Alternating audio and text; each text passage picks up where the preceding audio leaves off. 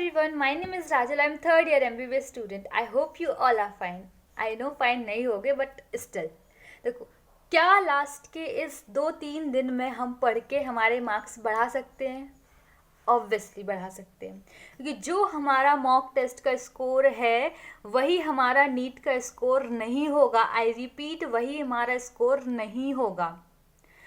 अभी जो आप सब सोच के बैठ गए हो ना कि दीदी मेरे तो 300 ही आ रहे हैं, मेरे पेपर में मार्क्स नहीं आ पाएंगे, तो अब मैं क्या करूं, मैं इससे अच्छा मैं पढ़ूं ही नहीं क्योंकि मुझे पता है मेरा सिलेक्शन नहीं होने वाला है. ऐसा नहीं है बेटा. अभी आप ना जहाँ पे भी हो वहाँ से आपके 100-200 मार्क्स अभी भी बढ़ सकते हैं. आई रिपीट, 100-200 मार्क्स अभी भी बढ़ सकते हैं. मैंने जो मॉक टेस्ट दिया था ना लास्ट के 2 डेज पहले, उससे मेरे 319 मार्क्स थे और मेरे पेपर में 526 मार्क्स थे. हाँ, ये 600 प्लस मार्क्स नहीं है, बट 300 से 500 प्लस तक जंप करना एक बहुत बड़ी बात होती है. तो इस वीडियो में आपके साथ वो स्ट्रेटेजी बताने वाले हूँ जिसको यूज़ करके आप आपके मार्क्स, अगर आप अभी 500 पे है ना तो आप 600 प्लस जा सकते हो, 400 पे हो ना तो 550 तक भी आ सकते हो. इसलिए मैं अपनी स्ट्रेटेजी बताने वाली हूँ. देखो, आप सबको पता है मैंने मॉक दिया था 2 दिन पहले नीट का, और मेरे मार्क्स जो सिर्फ 319 आए थे. मैं ऑलरेडी ड्रॉपर थी, तो सबसे पहली चीज़ जो मैंने की थी ना, आई डिडंट पैनिक. मैंने पैनिक नहीं किया था बिल्कुल भी, बिकॉज आई नो, क्योंकि पिछले साल से सब चीज़ें रिपीट हो रही थी. अगर मैं पैनिक करती हूँ तो 110%, 200% मेरा सिलेक्शन नहीं होगा. और ये बात आपको भी पता है कि अगर आप पैनिक करते हो तो आप फिर नहीं पढ़ पाते हो, आपका पूरा दिन वेस्ट जाता है.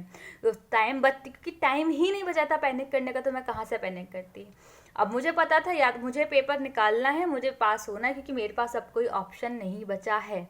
तो पहली चीज़ कि पैनिक नहीं करना. अभी भी टाइम है. आई रिपीट, अभी भी टाइम है, आप कर सकते हो. कोई कितना भी आपसे बोल रहा हो ना कि लास्ट टाइम पे कुछ नहीं हो सकता, कुछ नहीं हो सकता, बिल्कुल मत सुनो. अपने आप को आइसोलेट रखो.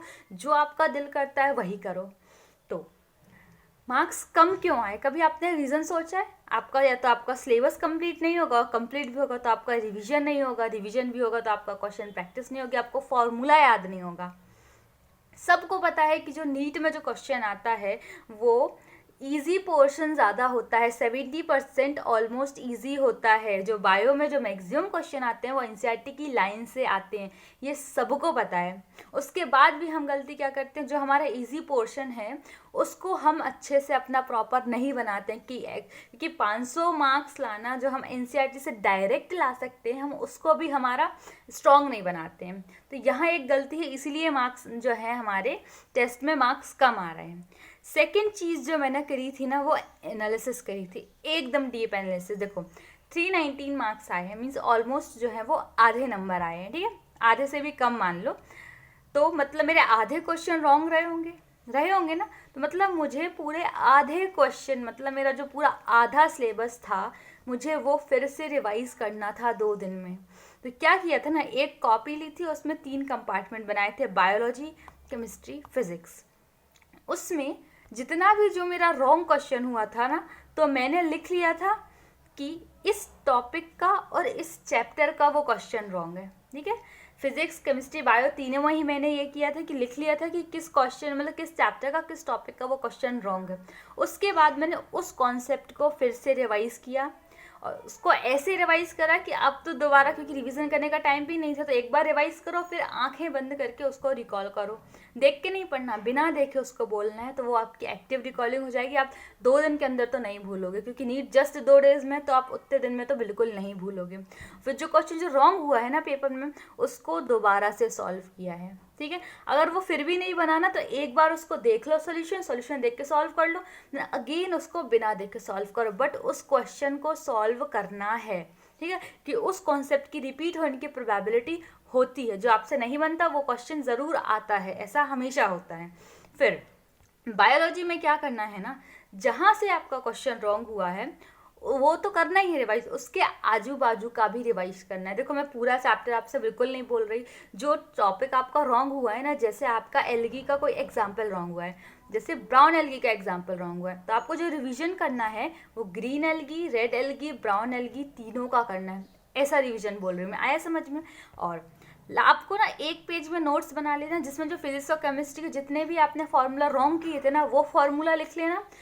हार्डली 1 पेज का भी नहीं होगा, सिर्फ 1 पेज में बन जाएगा। और उसको ना पेपर के टाइम से मैंने तो 5-6 बार कर लिए थे रिवाइज। आप देखो आपके पास कितना टाइम है, आप जो मिनिमम है ना 4 से 5 बार उसको रिवाइज करना, नीट के पेपर तक उसको रिवाइज करना। ऐसा कुछ नहीं होता है भाई नेटफ्लिक्स एंड चिल वो टॉपर्स करते हैं, ठीक है, अपन उस लाइन में है ही नहीं, अपना सिलेबस ना ही सिलेबस है ना रिवीजन है।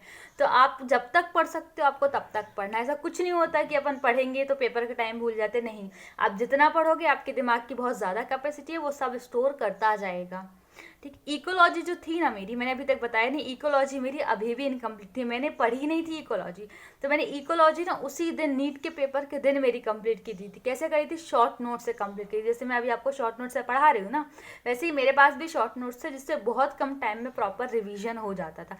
क्योंकि पेपर जस्ट मैं 12 बजे पढ़ रही हूँ, जो मेरा पेपर है वो 2 बजे से है, तो इतने जल्दी कोई भी इंसान नहीं भूलता है। वो आपके बैक ऑफ द माइंड रहेगा कि आपको जाके सीधा टिक कर देना है, ठीक है। जैसे 10 में से आपको एटलीस्ट 6 क्वेश्चन तो बनेंगे ना, तो इसीलिए छोड़ना नहीं। जैसे बायो तो मैं बोलती हूँ बायो बेटा बिल्कुल नहीं छोड़ना, बायो मैक्सिमम स्कोरिंग सब्जेक्ट है, 50% मार्क्स जो हैं आपके बायो से आएंगे, तो आपको बायो नहीं छोड़नी है। ऐसे आप कंप्लीट कर लोगे, ठीक है। मैंने शॉर्ट नोट से कंप्लीट करी थी, मैंने बताया उसी दिन नीट के दिन।